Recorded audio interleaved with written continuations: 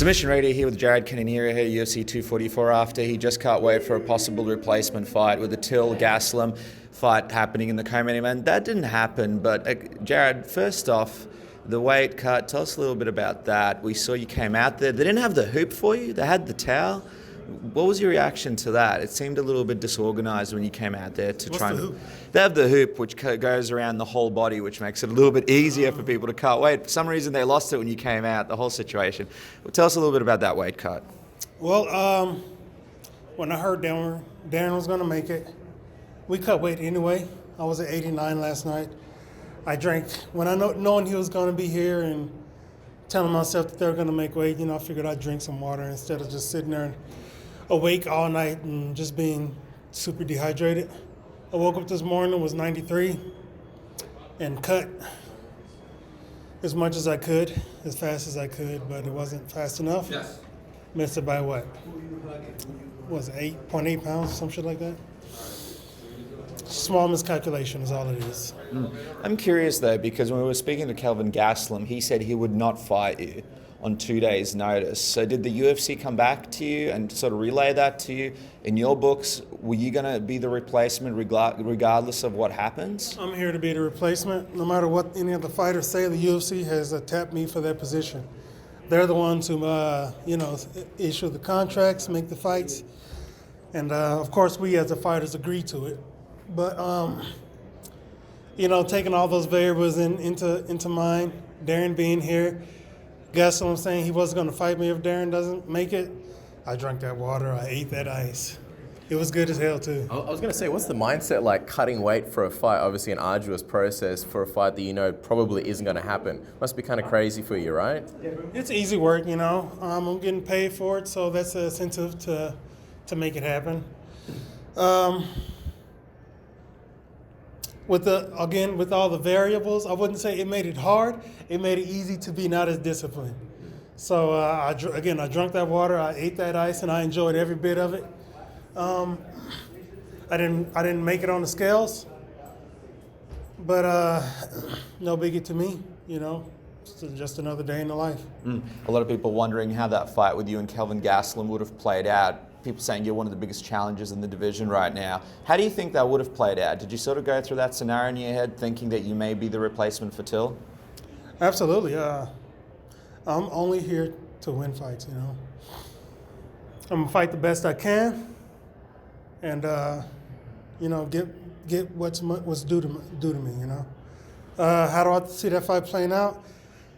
Kelvin is a hell of a fighter, a hell of an athlete. He's been in there with the best in the division, and he's no easy win. That's for sure. But with the way that I fight, I make it look easy.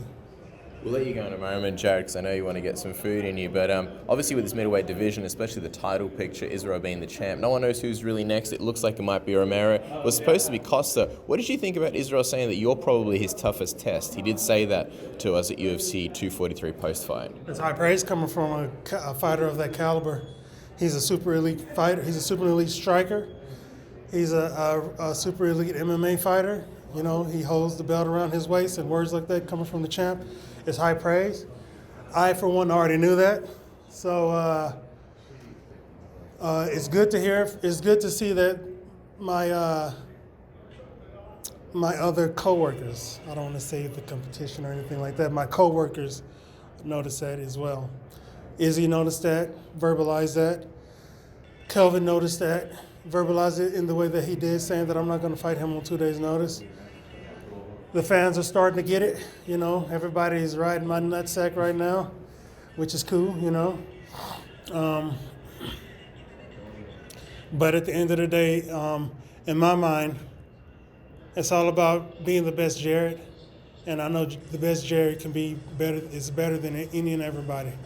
So, again, whoever stands in front of me, when the cage door closes, I'm going to be the best Jared I can possibly be. What do you think you sort of deserve at this point and should be next? Because while everyone's sort of talking about Romero being, maybe the next guy to fight for the title, he is coming off a loss, whereas you've put together a pretty incredible streak at middleweight at the moment. I think I deserve the title more than anybody in the top 5 right now.